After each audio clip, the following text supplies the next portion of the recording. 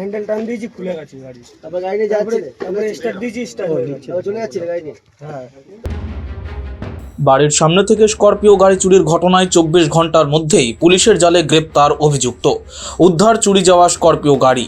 পুলিশের এই সাফল্যে প্রশংসায় পঞ্চমুখ স্করপিও গাড়ির মালিক ও পরিবার। সূত্রের খবর, এদিন নদিয়ার কল্যাণী থানা এলাকার বাসিন্দা রাজ ঘটক স্করপিও গাড়ি চুরির ঘটনার একটি লিখিত অভিযোগ দায়ের করে থানায়। অভিযোগের ভিত্তিতে কয়েক ঘন্টার মধ্যেই তদন্তে নেমে পুলিশের বড়সড় সাফল্য মেলে। চিরুনি তল্লাশি শুরু করে পুলিশ। এরপর চুরি যাওয়া স্করপিও গাড়িটিকে চিহ্নিত করে তা উদ্ধার করা হয়। পাশাপাশি গ্রেপ্তার করা হয় অভিযুক্তকে। যদিও অভিযুক্তের বিরুদ্ধে সুনির্দিষ্ট মামলা রুজু করে তোলা হয় কল্যাণী মহকুমা আদালতে। চুরির ঘটনার পেছনে কী রহস্য ছিল এবং আর কারা কারা যুক্ত ছিল তার তদন্তের স্বার্থে অভিযুক্তকে নেওয়া হয় পুলিশি হেফাজতে। স্বাভাবিকভাবেই কয়েক ঘন্টার মধ্যে পুলিশের এই সাফল্যে প্রশংসায় পঞ্চমুখ হয় স্করপিও গাড়ির মালিক ও তার পরিবার।